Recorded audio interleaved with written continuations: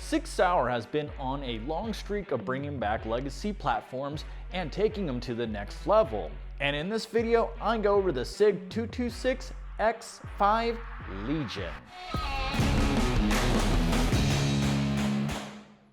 Now, the 226 is not an unfamiliar platform to the military world, most notably the Navy SEALs. Now, I'm going to jump right into the features of specifically what makes this the Legion model.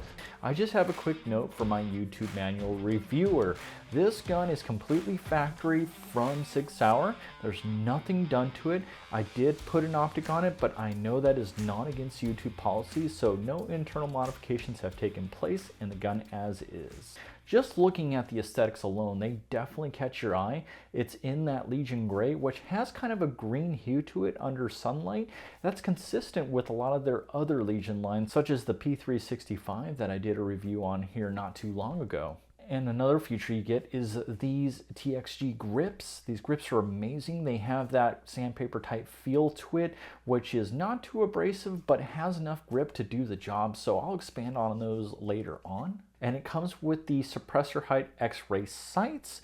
Now you may see that I don't have the rear sights on it now because if you decide to run an optic, you will have to eliminate that option. And it does have Sig's patented expansion chamber, which also doubles as a comp. And one of my favorite features specifically related to all the 226 X5s is their flat trigger. Now it is fully adjustable, and so you can go inside of it and play with the pre and over travel. You get 320 round magazines. They are from Metgar, so they have the X logo on these. Just in case you're wondering, these mags cost about $60 a piece, so it's awesome that you get 3 of them. And just as a small disclaimer, I did buy this at my local gun store as it had it in stock, and I paid retail for it, which is $21.99. So the guns are available, but they are commanding the MSRP currently. Now, before I dive more into this gun, I just ask that if you like this video, please hit that like button, as that really helps a lot. And you're going to want to subscribe because I'm going to have more videos out in the future, as well as I'm going to be integrating helpful tips for you as shooters, especially in the competition scene. So you're going to want to subscribe. First thing I want to talk about are the ergonomics. I love that Sig puts a lot of time and energy into making their guns fit your hand well. This gun really hits those marks well. You have this thumb rest here that really is a good index point right there for your support hand. Now, unfortunately, if you are a lefty, I did not see an option for you guys currently, but I wouldn't be surprised if the aftermarket fulfilled that. Now, if you guys know anything about that, please leave comments about that below for our fellow lefties. But moving along here, it has a good heft to it when you're holding it in the hands. With this optic and a magazine, it comes in at 42.5 ounces. Now, a paralleling thought here is that if you pay attention that Sig released the 226 X5, what makes that difference is the steel frame is on the X5 model, whereas the Legion model comes with their alloy frame, giving it about a 5 to 6 ounce difference. Now, it still feels like a nice heavy gun. It has that presence that you would like, but as I expand more on the features and get to the shooting experience, you'll see why that plays a critical part in this. Now, expanding on the grips, absolutely love these grips. They are conforming to the hand. They're a very palm swell-like, so you have this hump here that fills up and underneath here very well. Getting your support hand on there feels nice and solid. You have this grip tang underneath to really get your firing hand underneath there. And of course, all the checkering on the front to really ensure that you have your locking fingers in there. So that is a really, really great feel. It's like the gun was made for my hands. That's the best way I can describe it. I've always appreciated Sig's ergonomic approach, but it's really a standout, particularly on the Legion model. Now, one thing I want to talk about is the slide release. Well, if you are riding the thumb safety here, like I like to, and I carry that habit over from shooting 2011s, it is really actually hard to get to. I don't know what Sig was trying to accomplish here, but I find that what I had to do in order to get this thing out of slide lock is push my hand in like that, and that's a very unnatural feeling for me. So I would And as you look further on, you can even see within the grip itself, it's designed to have indentation for the slide release. It's like they don't really want you touching that. So I don't know, maybe someone smarter out there than me can tell me why that is, but that's one particular thing I want to kind of point out. Now, usability of it, those serrations are effective. You know, you've got the contouring up here to really help get your hands in there. One thing I noticed though is the bottom portion of my palm here ends up touching the thumb rest a little bit. Now, as I shot matches, I was a little worried about that because I kept throwing that in dry fire. Now, I point that out because for guys with extra large hands, just a reference, I wear XL Mechanics gloves. You know, that you may notice that in dry fire, but as far as the actual live fire experience, I really didn't notice it. Now, the safeties on this thing are awesome. They are by far the most audible safety as I have ever come across for thumb safeties, and they're nice and wide. You have them on both sides. Now, this not being lefty friendly, you'd say, hey, how would I use that? Well, I could say I ended up using it the other night in competition when I had to start weak hands. So it makes a good point to index and start if you have to use your support hand to shoot. And it's not difficult to push down. It's tactile. There's a lot of good feedback in it. Now, circling back on the sights of this gun, they come with their X-ray sights. I did add a Romeo 1 Pro on here because it has the Delta Point Pro footprint, so I decided to go with their native optic to see how it would do. Now, I will say that I love the iron sight setup on this. You know, you have a very large front green sight on this thing. Now, it's contrasting to the rear sights, and I don't find that the dots on the back sights really obtrusive like I have on some other sights. Now, these are effective at night, and I have a little bit of footage to show that. Now, as far as co-witnessing, if you could tell, you lose that option the second you put an optic on here. Now, on the Delta Point Pro, there is a little groove in here that you can, in fact, actually go through that, and I would say do an acceptable co-witness if that's important to you. It holds right at 0 on the other side of the sight. So yeah, if your dot went down for any reason, you have that option. Now, I want to say one thing specifically about the Romeo 1 Pro. It's a fantastic sight. It's large, but I do find it a little annoying when you put this little metal shroud on it that these buttons are a little difficult to get through. But other than that, the sight, it works great. It does the job. Now, reloads with this thing, I was a little sketchy about that, and I'll expand on that. Now, you have this magwell here that's nice, flared, and wide, and beveling within the actual frame itself to support that, as you could see there. But for whatever reason, these skinny magazines, like I noticed this like on CZs and Walthers, they tend, if you don't get this angle right, they go in there kind of awkwardly.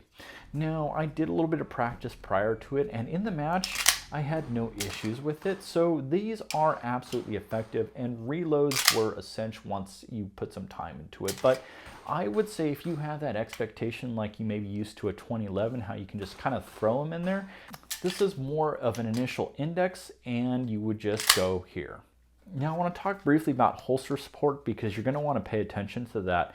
I made the mistake of thinking that a full-size 226 would fit this gun, and I started with Dara, and unfortunately that one didn't fit. I went back to Sig, and I was happy to see that they were offering a Comtac holster. If you guys haven't been around my channel, I'm a big fan of Comtac, more because they are simple, they fit well, and they work every time. Now, what I have to mention that you need to pay attention to is this thumb rest. So, going with their specific holster gets it in, and it has everything you need in terms of retention, size, everything. If you're familiar with the 226 platform, they do come in double action and single action. Now, the X5 Legion is only single action, so if you're not familiar with that, you rack it back, and that's it. Your hammer's back and you pull the trigger. So you don't have that luxury of double action, but it makes up for that hugely in its performance. Now I'm going to walk you through the characteristics of this. So I'm going to supplement this with some pulls here because YouTube has interesting policies on certain trigger weights. So just kind of bear with me on that, but you can watch that off to the side here. So as I'm walking through the trigger here, we're going to come to a wall. A very, very, very light wall. So pay attention to that. And just a subtle push and it's broke. Now the reset, okay, if you watch it for a hinge trigger, absolutely short, and right back on the wall, it's a break. This trigger, I will tell you, is nothing short of amazing in my opinion. It really, really surprised me. In fact, it surprised me so much when I went my first shots. I was surprised how it broke. So the one thing I want to mention to you guys out there is that don't get in a rush to want to play with the over and pre-travel. Get used to this trigger because it has a rolling wall. And I wasn't prepared for that wall. Now, thankfully, I was in a safe environment and pulled it right straight into the backstop. But yeah, sometimes, guys, you got to pay attention to that. And I specifically want to mention that on this gun as a big warning to make sure that you dry fire it and understand where that wall lies so you don't get anything that you don't want happening. I just did a quick field strip here just to show you the guide rod and recoil spring. Well, if you notice that it's a dual stage setup, so you have a long but thinner spring here, as you see here, whereas this one has a very short but thicker spring. That will play a huge part in how this gun cycles, especially under performance. So I'll elaborate more on that later. And a closer look at this barrel, it is a 4.4 inch barrel, so smaller than the X5. And if you look really closely here, there is a very aggressive crowning on the end of the barrel. Now, what that does, in short, is helps it with the accuracy of the gun. And as we move into the shooting experience, you're going to see how everything as a whole ecosystem plays a huge part in its performance, because that is the part that will excite you about this gun the most. And here we go. All right, so we've gone and summarized all the things that's going on with this gun. Now we need to understand, what does it all mean? What I absolutely love about this gun is, in fact, the balance of it. As you can see, when I do my little test here, I can put my finger up and everything, and it sits within my hand, signifying that the balance is in the hand. If this was a muzzle-heavy gun, you would find that this would tip over. Now, what does that mean? Well, in transition, this gun absolutely is easy to drive from target to target, and I really felt that when I shot matches and did the transition drill with it. To even kind of put this against something, I took the old data from the fast gun shootout, specifically the Sand Viper and the Staccato XC, and I was actually surprised to compare that data to this. Now, the Sand Viper at over $7,000 did perform, and this gun was only about 4/10 behind it on average. And because it was a touch slower, although the hits were there for this gun, it came in a little bit lower on the hit factor scale. Now, don't get hung up on that, because it's worth kind of talking about the Staccato XC. Oddly enough, their times were very similar on the average. Now, what made this gun stick out over the XC and give it a better score overall was its accuracy. As you see when I go through these targets here, this gun was an alpha machine. And that too is a spectacular group for 20 yards. So it does go to show that all these little things between the ergos, the balance, the trigger, the expansion chamber, all this stuff starts to make sense now. This is where you start to say, this is what I'm paying for. It is the performance. Now, does it feel like a 2011 when it shoots? Not exactly. I would say that this gun has a little bit more muzzle rise, and when I was shooting matches with it, I did watch the dot go out of the window quite a bit. But what was consistent is how this gun just landed perfectly at zero. I kid you not, when I would come on target or do any of the other drills, it was like you'd watch the dot leave and then all of a sudden it appeared at what I wanted to shoot. Versus on 2011s, I can track the dot fairly easy. So there is a little bit more muzzle rise, and over those two specific guns, there's a touch more recoil impulse, but for the average Joe out there, you're gonna shoot this and think the impulse is nice and soft. And one other thing that helps with that, I noticed, is that there is a dual stage spring setup. So you have a longer spring that is lighter and a thicker spring that is heavier. We see that sometimes on competition guns, or even Glock has a dual stage spring system. Now that helps the gun ease in and out of battery. What that feels like to you is less impulse in the hands. When I would do my 25-yard build drill, this is where this gun really, in my mind, solidified itself as a performer. with very similar times to the Sand Viper. Now, the Sand Viper barely edges this gun out, has about the same time, but just enough hits to give it an edge in total hit factor. Now, surprisingly, the Staccato XC, which I always felt was a awesome straight line shooter, from that test on that day, it did actually have a lower hit factor than this. However, on average did produce times quicker. So I remember and recall that gun made me feel a bit more confident than what was being produced. Whereas this gun, I could visually track it and feel where I needed to be with it. So huge pro for this gun. You guys know I have a competition background and I love to at some point incorporate that. Where does this gun fit? Well, in USPSA, it'd be open minor, which I would probably lean against that.